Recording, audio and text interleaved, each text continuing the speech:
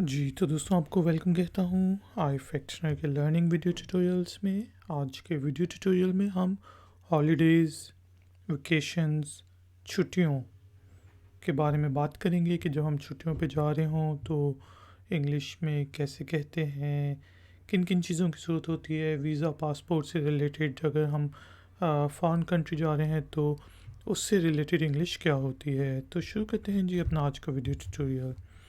जैसा मैं कहता हूँ, मैं छुट्टियों पर जा रहा हूँ, तो इसी चीज़ को हम इंग्लिश में कहेंगे आई एम गोइंग ऑन वेकेशंस। ठीक है जी, या फिर आई एम गोइंग ऑन हॉलीडेज़ भी कह सकते हैं। आई एम गोइंग ऑन हॉलीडेज़। अब आपने ये कहना है कि मैं छुट्टियों पर लेट्स सपोज यूके जा रहा हूँ, जा रही हूँ। इस चीज़ को आपने कहना है I am going on vacations to the United Kingdom, to UK. ठीक है, United Kingdom. I am going on vacations to the United Kingdom. अच्छा जी, नेक्स्ट हम देखते हैं कि लेट्स सपोज हम किसी से पूछें कि आप कितने दिनों के लिए जा रहे हैं। आप कितने दिनों के लिए जा रहे हैं, तो आप इंग्लिश में इस चीज़ को पूछेंगे फॉर हाउ मैनी डेज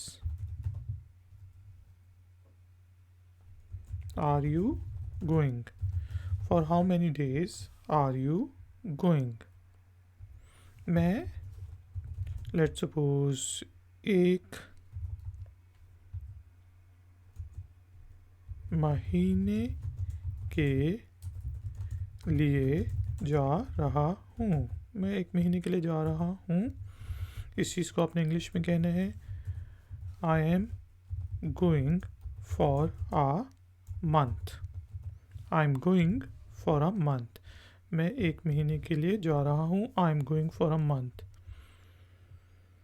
अब लेट्स सपोज कोई हमसे पूछते हैं क्या आपने वीज़ा ले लिया है, या क्या आपको वीज़ा मिल गया है, क्या आपको वीज़ा मिल गया है। हैव यू, अब लेकिन यहाँ पे हम रिसीव्ड भी कह सकते हैं। हैव यू रिसीव्ड, या फिर गॉटन। गॉटन होता है मिलना। Have you received your visa, have you received या have you gotten your visa. तो आगे से आप क्या कहेंगे? हाँ, वो तो 2 हफ्ते पहले ही मिल गया था। Yes, I had received it 2 weeks ago. Yes, I had received it 2 weeks ago. हाँ, मैंने तो वो 2 हफ्ते पहले ही रिसीव कर लिया था। अब कोई पूछे आप कौन सी एयरलाइन से जा रहे हैं, या कौन सी एयरलाइन से सफ़र या यात्रा कर रहे हैं, यात्रा कर रहे हैं, तो इंग्लिश में हम कहेंगे फ्रॉम विच, या सिर्फ सिंपली आप कह सकते हैं विच एयरलाइन आर। इसका भी कह सकते हैं which airline are you travelling from. Which airline are you travelling from. आगे से आप कह सकते हैं कि लेट्स सपोज मैं ABC एयरलाइन से ट्रैवल कर रहा हूँ, यात्रा कर रहा हूँ, सफ़र कर रहा हूँ। I am traveling from ABC airline. I am traveling from ABC airline. आगे हम पूछेंगे आप वहाँ पर कहाँ रुकेंगे। ठीक है जी। Where will you stay there? Where will you stay there? आप वहाँ पर कहाँ रुकेंगे? Where will you stay there? आप कहते हैं 2 हफ्ते के लिए मैं होटल में रुकूंगा और 2 हफ्ते एक दोस्त के घर में। 2 हफ्ते के लिए मैं होटल में रुकूंगा और 2 हफ्ते के लिए एक दोस्त के घर में। इस चीज़ को इंग्लिश में कहना है तो आप कहेंगे I will stay in a hotel for 2 weeks and I will stay with a friend for 2 weeks. I will stay in a hotel for 2 weeks and I will stay with a friend for 2 weeks.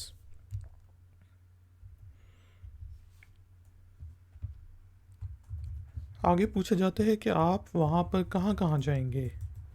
आप वहाँ पर कहाँ कहाँ जाएंगे। English में हमने पूछना तो हम कहेंगे वेयर विल यू गो, क्योंकि फ्यूचर में पूछे हैं वेयर विल यू गो, या इससे भी पूछा जा सकता है which places will you visit there, कि आप वहाँ पर कौन कौन सी जगहों को विज़िट करेंगे। Which places will you visit there. तो आप कह सकते हैं कि मैं ज़्यादातर लंदन में रहूँगा। ज़्यादातर लंदन में रहूँगा। I will mostly stay in London. I will mostly stay in London. लेकिन आगे आपने कंटिन्यू करना है कि लेकिन मेरा plan let's suppose Scotland visit करने का भी है। इस चीज़ को इंग्लिश में हमने कहना है तो हम इस तरह कहेंगे but I also have plans to visit Scotland. But I also have plans to visit Scotland. आगे हमसे पूछा जा सकता है क्या आपने अपना सामान पैक कर लिया है।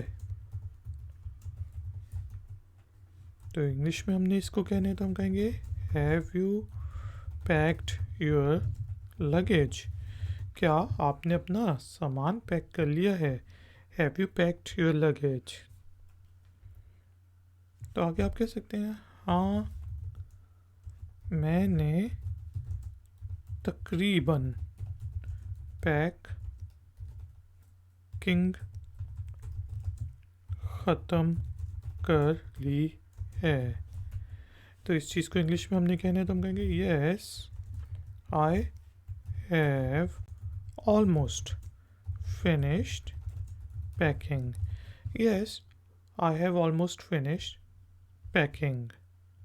Yes, I have almost finished packing. आगे आपने कहा कि हाँ मतलब पैकिंग कर ली है, बस मैंने एक जैकेट लेनी है या गरम जैकेट लेनी है। गरम जैकेट लेनी है। I have to buy a warm jacket, कि मैंने एक गर्म जैकेट लेनी है। I have to buy a warm jacket and a pair of jeans। इस तरह लेते हैं, मैंने एक गर्म जैकेट और जीन्स लेनी है, तो आप कहेंगे I have to buy a warm jacket and a pair of jeans. English में क्योंकि देखें जिस तरह पैंट्स होती हैं उनको भी पेयर ऑफ पैंट्स कहा जाता है, शलवार को आप पेयर ऑफ शलवार्स कहेंगे क्योंकि उनकी दो दो हिस्से होते हैं, इस वजह से। I have to buy a warm jacket and a pair of jeans. एक महीना, एक महीने की छुट्टी, ज़्यादा नहीं, ज़्यादा नहीं। अब वो मतलब जेलस हो रहा है किसी वजह से भी आपसे पूछता है, तो वो कहेगा कि is 1 month holiday not much, is 1 month holiday not much. ठीक है। अब लेट सपोज पूछा जाता है क्या, क्योंकि आजकल हम ऑनलाइन चेक इन कर सकते हैं एयरप्लेन्स पे, क्या आपने ऑनलाइन चेक इन कर, इस तरह कर लेते हैं, ऑनलाइन चेक इन कर लिया है। Have you checked in online.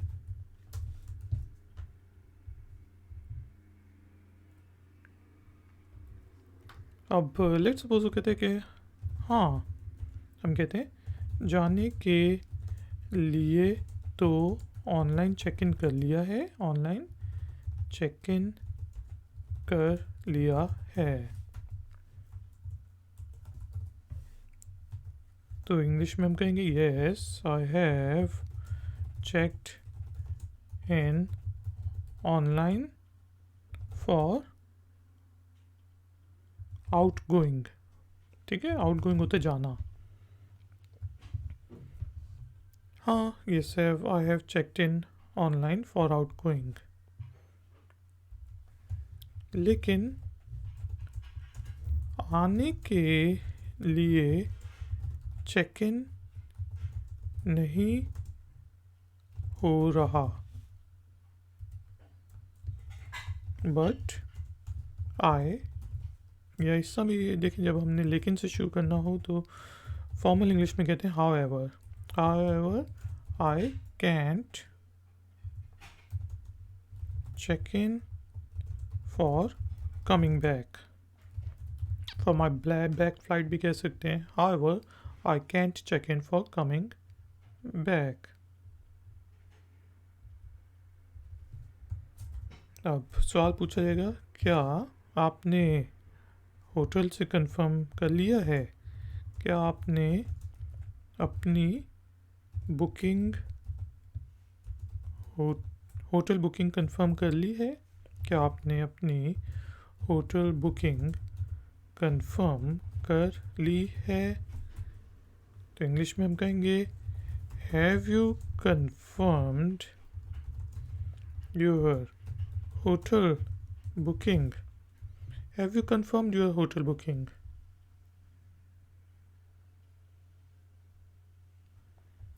आगे से हम कहते हैं कि मैंने बुकिंग का प्रिंट आउट तो ले लिया है, बुकिंग का प्रिंट आउट तो ले लिया है, लेकिन होटल से कॉल करके कंफर्म नहीं किया है। ठीक है, तो इस चीज़ को इंग्लिश में आपने कहना है, तो आप कहेंगे I have taken the print out of the booking, but I haven't confirmed with the hotel.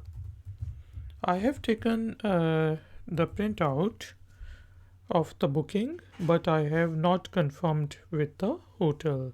मैंने बुकिंग का प्रिंट आउट तो ले लिया है लेकिन अभी होटल से कंफर्म नहीं किया है। आगे से वो कहते हैं कि मैंने सुना है कि वहाँ पर मोबाइल के रोमिंग चार्जेस बहुत पड़ते हैं। इस चीज़ को इंग्लिश में कहना है तो हम कहेंगे I have heard that the that we have to pay a lot for mobile roaming charges. I have heard that we have to pay a lot for mobile roaming charges. We have to pay a lot there, ठीक है, there वहाँ पर for mobile roaming charges. जी, आपने सही सुना है। तो हम कहेंगे इंग्लिश में कहेंगे yes you have heard right, you have heard that right, कि आपने ये सही सुना है, आपने वो सही सुना है, आपने ये सही सुना है। You have heard that right, yes you have heard that right. और हम आगे इस कहेंगे कि इसीलिए वहाँ पर मैं लोकल प्रीपेड सिम ले लूँगा। That's why I will get a local prepaid SIM there. That's why I will get a local prepaid SIM there. तो आगे से वो कहता है कि अच्छा फिर अपना नंबर सेंड कर देना। Okay we are fine, please send me your number. Okay, please send me your number. Okay, fine, please send me your number.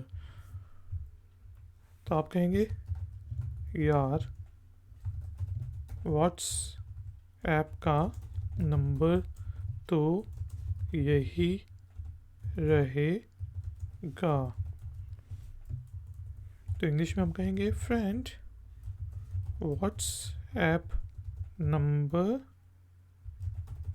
Will be the same, क्योंकि मैं तो इंटरनेट के साथ कनेक्ट होना है। Friend WhatsApp number will be the same.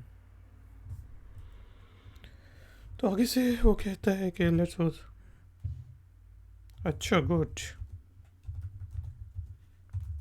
अपनी छुट्टियों से का मज़ा लो। ठीक है, मज़ा आसान कर देते हैं, से लुफ्त अंदोज़ हो, मज़ा लें। ठीक है, तो इंग्लिश में okay fine, enjoy your holidays, enjoy your vacations, कुछ भी हो सकता है। Okay fine, enjoy your holidays.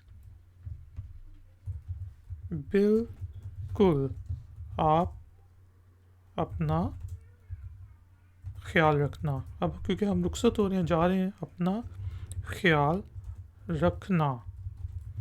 तो आपने कहा sure take care, sure take care. आगे से उसने कहा आप अपना ख्याल रखना, बाय, अपना ख्याल रखना, बाय। तो आपने भी कहा take care, bye bye, see you soon, आपको फिर मिलेंगे।